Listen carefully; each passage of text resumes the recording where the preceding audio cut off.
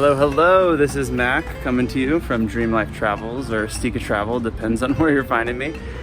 Today we are headed down to the artisanal market. It is such a cool place. We went down there a couple months ago and got a really cool tour from the professor who works just down the street from the artisanal market. He volunteers there and they really support the local Mayan, and the stuff there is so colorful and beautiful, and it's been made for hundreds and hundreds of years. So this stuff, really high quality, and I know they give back to the local Mayan communities, so I want to go down and highlight and show you guys what it's like. And we're getting towards the center, so it's getting a little bit loud. I will check back in with you when we get there.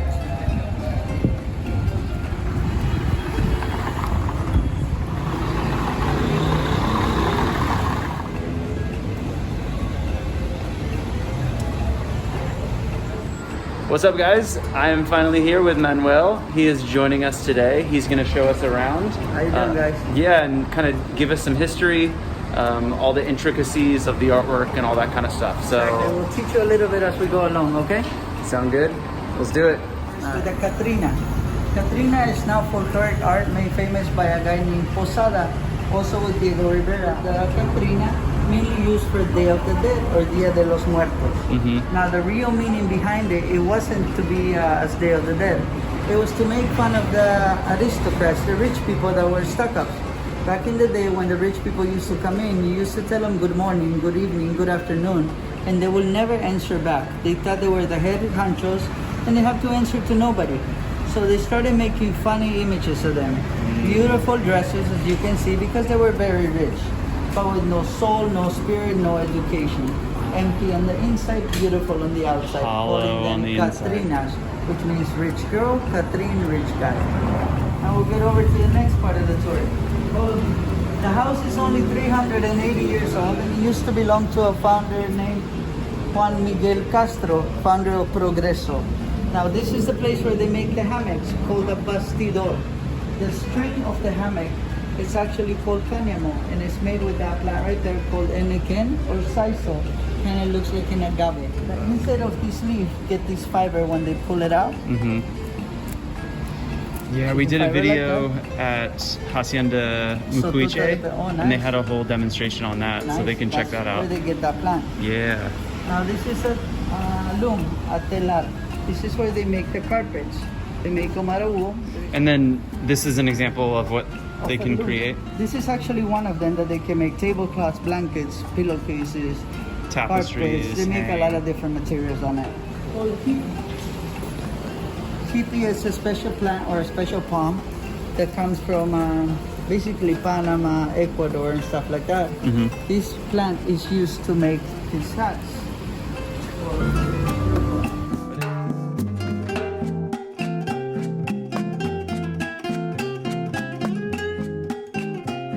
Then they go downstairs into caves and they do the whole weaving of the hat. As you can see, the hat becomes very soft. And for transportation purposes, pop it up, pinch, shake, and roll. Whoa, and easy to carry. Easy to carry. They become tacos. If you get hungry, put some meat in the middle. And you said that they're made in caves? They're made in caves. Why is that? The humidity of the hat, or the cave, the humidity of the cave is what makes the hat flexible. Transportation purposes, you can roll them up. So they're always made in caves. So cool. Then we go to the traditional dress of Yucatan, called the terno or huipil. This is a traditional dress, and if you want to see it from inside, we can go inside. So I see a lot of this around town. Yeah, usually women that are either rich or on Sundays, they wear this kind of thing. They have different styles. For example, this is a handmade one in cross stitch. A dress like this can cost an average of $1,400 to $3,000, depending on how much. US dollars. US dollars. Okay. In pesos, about 24,000 pesos. Okay. And they have some lower quality, which are more machine made, for about $200. So it all depends on quality. Ooh, already feel that temperature. This is the way you tell real handmade stuff. You actually go like this, but you have to check the underneath part. The underneath part is where you check the real handmade. I'm gonna bring a machine made one so you can see the difference. This, for example, as you can see, It looks practically the same, right? Mm-hmm. Now, as I showed you, check the inside. The underneath part is all machine made. It looks the same as the outside. Yeah, the pattern is really similar. But on the handmade one, it's all different. Yep. That's called a huipil, usually used for weddings and stuff like that, but it's more stylish, more up to date. So Something new. the one. They took the concept of the real thing Mm-hmm. and they made it into something more fashionable. I see. And you said that they use these for weddings and things like that. Exactly. They actually blow. Yeah. So this is all silk Silk or and cotton mixture. okay. The bottom, the fabric is cotton, but the string is silk. Do they use henequen for any of this stuff? On this one. This one. This one. Or sisal and cotton mixture or henequen and cotton mixture. Okay. The mixture of the fiber makes it mosquito repellent and thermal. When it's cold keeps you warm, when it's hot keeps you fresh. Really? It's That's like the Adobe. Exactly, it's the whole purpose of That's so this. cool. And they're actually typical because they use the silk threading, but they use it on the same color so it doesn't overclash the fiber itself. So you're saying if I buy a shirt made out of henequen sisal, the mosquitoes will leave me alone? Yeah. Or I'll stay cool when it's hot and hot when it's Both, cool. exactly. Either Dang, way. so purposeful. That's great. And if you want to see the shirts, we go down that way. Let's check out the men's side. Of course. Traditional Guayabera. It's called a four-pocket traditional Guayabera. It's called a Guayabera because back in the day there used to be a guy who used to have a guava field. And he used to go pick up guavas all in his house and they'll always be falling over his hands. The wife of him decided to sew extra pockets on the shirt so he can fill them up with guavas, calling it Guayabera. That's Traditional cool. Guayabera. Then Presidente Echeverria came along and made this one the most famous Guayabera in the whole Yucatan region, called Guayabera Presidencial, Presidential Guayabera. It's like hidden pockets.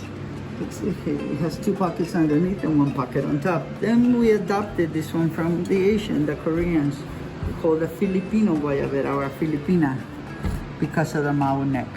And there's no pockets on this. There's only a small pocket. Oh, Back in the day, tiny pocket. it was used for carnation flower. You will put a carnation, you will give it to the girlfriend whenever you go to your girlfriend's house. That's cool. Now you can put a cigar or a pen. Yeah.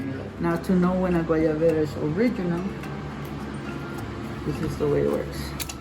All of these things, all of the pledges have to be sewn in inside of the Guayabera in the same fiber, like an accordion. Oh, cool. Same here. Uh-huh. This one's one of the most expensive Guayaberas and it's fake. It's just a glued on piece.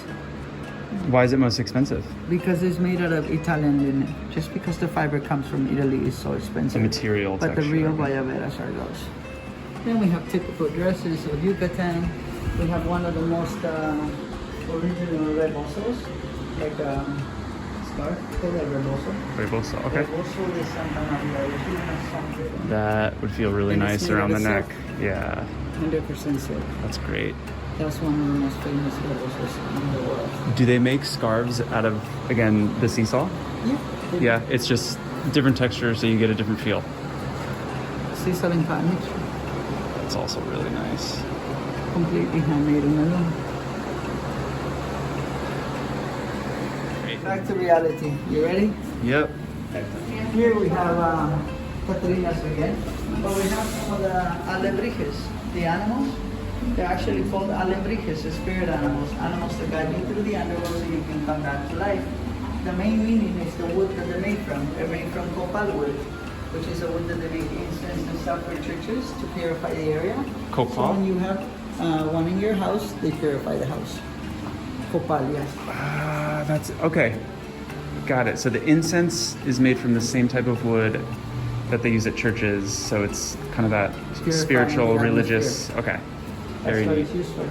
They're so colorful and intricate in artwork. And some of them they do have. This is the tombstone of King Pakal from Palenque, otherwise known as the astronaut. If you look at him closely, it looks like his hands are on the steering wheel, gas on the foot and the brake, and the rocket propellers is going up to the sky. He's known as the astronaut. But the real Rocket. story is that he lived to be 87 years old and life expectancy was 50. At the age of 70, he was declared a god. They thought he was never going to die. They attribute his long life to a mask made out of jade that he used to wear every day to go to sleep. That's why they know jade brings good energy and long life. And over here, when I was here last time and I bought some cups, the Talaveras. Yeah. Can you tell me about that stuff? Yeah. Talaveras is special ceramic that is baked 5 times in order for the paint to stay there. The paint it's actually painted the first time. This is the actual color. It's painted with a white glaze, then baked over. Then it's painted again with the green base, baked over. Then it's painted again with flowers and stuff like that, and baked again. Then it's put a glaze and baked again. They bake it 5 times in order for the paint to never scratch, so you'll never lose the paint. They're lead-free, microwave safe, dishwasher safe, and oven safe. So Awesome. you can use it for everything. Yeah, I use mine every day. My There you coffee go. and whatever I got going. There you go. Cool. We'll head upstairs. Well, actually, we'll give you a sneak preview. Nobody has seen this one before. You'll be the first one. I feel honored. This is gonna be our Temazcal, where we do the cleansing, healing, thermal detox, and everything of your body. You can actually sneak in. There's no stones yet, but you can have a quick peek. I love to. This is a place of inner peace. Whenever we do the gathering, you're actually gonna be laying down, like right there. There's gonna be heat stones here. We throw water and herbs depending on the atmosphere and depending what you want out of your body or what you want into your life. And you're gonna be smelling this, but you're gonna be sweating all the detox out. That's what is the purpose. It's like a sauna. Kind of like a sauna, but it's more detox because of the herbs. And more spiritual. Exactly. You're supposed to be quiet and relaxed, and a lot of people start singing, but it's not good. It's actually a place of relaxation. Okay. So it's more quiet, relaxing, and you hear your inner spirit. Cool. And will you guys be holding opportunities for people to come in and experience it, or? They have tours and stuff like that for this. Cool. We're just not opening yet because we're waiting on the lava stones. Okay. That makes sense. That's all we're waiting for. Like some of these trees are healing stone, healing herbs. Incorporating everything. Exactly. Little by little we get there. And what do you do at the university? I teach history and anthropology. Cool. How long have you been doing that? About 8 years now. And I remember you telling me that you volunteer over here and I volunteer here mainly to teach. We teach history to keep the culture going. We try to make sure that even though people don't buy anything, they learn. So they take the knowledge back home. love it. Well, thank you for sharing. Not a problem. We're heading upstairs. The steps are actually pieces of the Mayan temples. The Spaniards, when they first destroyed everything, they destroyed the temples, creating from the stones their houses, feeling proud of what they have destroyed. Now it's about part of history. Here we have one of the most pictures taken, or most pictures received. Statues in the whole house. It's called Yun Shen, and we make fun of it by calling it the Mayan Chair. The Mayan Chair. The real thing is Yun Shen, god of fertility. Then we have the best hammocks in the world. What makes them the best? The best is the material. Here, we'll let you lay down. We'll let you try it and you decide if it's the best. Ooh, I would love to. Whenever you pick a hammock, this for example is a mixture of hammock and cotton mixture. Whenever you pick a hammock, you pick it according to your height, not your weight. So you're saying whenever you hang a hammock, you put it about knee high, Always test the hammock. test it, put some weight on it, and then check it out. Sit down. Let's do it. Now it's safe. As you can see, you're laying on a banana position. I'm doing it wrong. This way, you're actually spreading your back. 2 hours, you're going to be cutting me out. I'm doing it wrong. I have a bad curve in my back, so I got to do something different. So, go at an angle. When I lay diagonal. Feet in. Oh, feet in. So, is it better to have like a mixture of cotton and henequen? Cotton and sisal because it's soft on your skin, but it's strong enough for your back. The ceilings that you can see in the houses here are high. That's because of the temperature here, the humidity. Usually lets the air breathe in and not be so humid without air conditioning. So high ceilings less humidity. Less humidity. Textiles from different parts. This, for example, was one of the most popular ones. This, back in the day, used to be a centerpiece for a table. This used to be hollow, as you can see. Used to be a flower pot here. Frida Kahlo came along, put it over her head, like this. Her head went in it, and it became part of the huipil, part of the dress that we now know. Kind of like a poncho almost. Cuello, exactly, almost like a poncho. She just put her head through it, and it became a fashion trend. Fashion statement. She did that a lot. We tried doing that one, they call us crazy. Welcome to heaven again. These are, for example, funerary masks. Back in the day, there used to be a mask made for you of only the mask by itself. This was for local, for normal people like us mortals. The rich people had real stones, masks, and stuff like that made. For us, they would make a mask out of wood or out of terracotta, and they would paint it with the colors that we liked in real life, like jade, amber, quartz, obsidian, and stuff like that. The natural colors that you'll find. Exactly. Cool. Now, the rich people didn't have that luxury; they had the real stones made. And these are all Catrins again. All Catrín. Catrín, Some of them Catrína. are more folkloric art, and some of them are more joke, like the guy taking a bath here. Oh yeah. Just reminding you to take a bath. We have huipils. This one's not native to here. It's more native to the central part of Mexico, which are actually little beads to make the whole picture until they make everything. They're all beads. Reflection is. They're glass beads. That's so cool. Now, if you think those are cool, Wait we'll come back till to it gets this one. better. Watch this. What's that?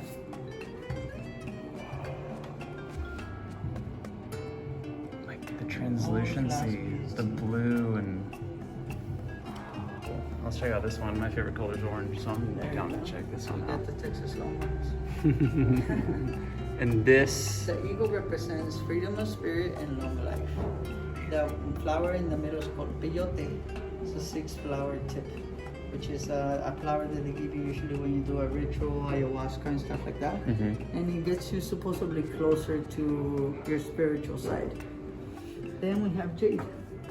Jade was the stone used by the Mayans to attract good energy and long life. The best example was King Pakal, who used to wear a mask like that to go to sleep every day. And of course, we have one of the most important symbols, the infinity symbol. In all cultures, the infinity symbol, it's an 8 that keeps going and going and going, right? In the Mayan culture, it has 3 layers representing the tree of life: underworld, earth, and heaven, mind, body, and spirit. I just love how in touch they were with their surroundings and their nature. They were very friendly to their surroundings. That's why they say they lived in harmony. They lived very peaceful. Like the Mel Gibson that made that movie, that made them look a little more Apocalypto. Psychedelic or stuff. They wanted it to make them look like savages. Yeah. But no, Mayans were actually hunters, and they were agriculturists. They weren't really killers. They wouldn't kill anybody for sacrifice, human sacrifice. But it had to be voluntary. It couldn't be somebody that you pick and they grab you and everything. And on top of it being voluntary, you couldn't. It's like a just different volunteer. energy, right? You couldn't just volunteer yourself and say you're a sacrifice. No, you have to earn the right because the God wanted it the best. The guy didn't want it the worst. So you have to earn the right by winning the Pok to Pok game.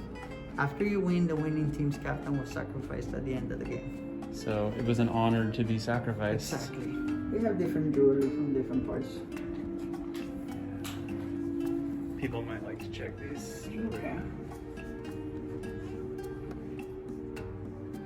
Huge jade pendants.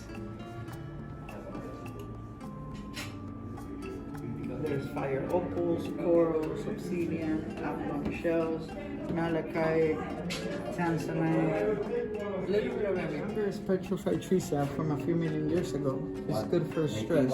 If you suffer a headache, neck pain, or backache, when you wear a little piece of amber, it actually relaxes you, especially on babies' teething. That's why they make a lot of baby stuff, like a baby bracelet, baby necklace, bracelets, and stuff like that. Everybody knows amber as amber color, which is just the amber color.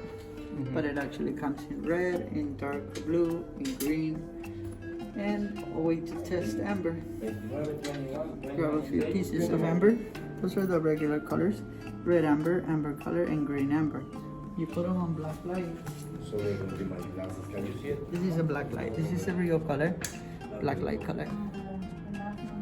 Ooh, they all turn Neon. green. Yeah, neon green, blue. That's how you test amber.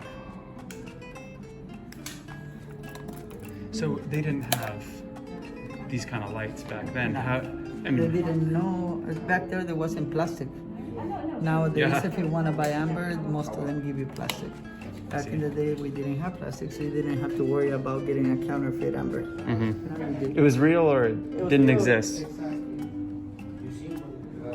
And that's the football game called Pok. In this game, the winning team's captain was sacrificed. Now, everybody believes Mayan people were short. Real Mayan people were about 6'5" in height average. The mixture between Mayans and Koreans is what created the race to go from here to here. And that's why when you walk around the city, now you see people that are short, but look at their faces and they all have Asian features on them, like Koreans. First civilization that came here were Koreans. They happened about 800 years ago, roughly. The Spanish don't want you to know because they want you to know that they were here first. But no, there were Koreans, there were Mongolians and other civilizations that came by to do trading with the Mayans. Mayan was a land of trading. So I know that if anyone buys here, a lot of the profits All the go profits back. go back to the Mayan communities. We keep a 5% of the profits just to pay lighting, water, air conditioning, and stuff like that. Other than that, all the profits go back to the Mayan community. So we help them by paying them a little extra for their work so they can keep on making the handmade stuff. So they don't make Chinese stuff anymore. Yeah. Everything's original. We have winning pieces from different artifacts. For example, that carpet right there won first place in the Fair of Oaxaca about 5 years ago. The red one. Oh, that's awesome. There's craftsmanship competitions and people get together. We try to enter them in contests so they have a little pride when Yeah. they make stuff. So they know we already have it because we buy it from them. But we tell them, we send them the note and we tell the artist who made it, hey, your piece won. So Yeah, they get the pride. You that's know? cool. So people visiting Merida and they come here. Yeah, they can come here. We're located on Calle 59 between 60 and 62. We're called Mercado Principal Maya. Yeah. And Yeah. we're there. Just one block north of Plaza Grande. Yeah, biggest blue building in town, so you can't miss it. Awesome. Well, thank you so much. This Not a is problem. really Anytime. enlightening and You're welcome to come by anytime. absolutely. We're open every day. Every Yeah. day from 9 in the morning to 10 o'clock. Wow, that was so cool. So I'm leaving. This is looking in. Just a history tour, a culture tour, while looking at these beautiful, like, clothes, artwork, all that stuff. It was amazing. And it's getting loud. 1 second. So that was the second time I visited, and I'm so happy I did, because even though he told me a lot of that stuff the first time, that was a good refresher. And I'm really excited to share this with people so they can also go check out the artisanal market. Principal, or whatever he was calling it, the big blue house. Yeah, and I would highly, highly recommend people check it out. They can get their own tour, they can ask their own questions, and they can leave with beautiful artwork that really supports the local communities. And I'll be back buying Christmas presents later.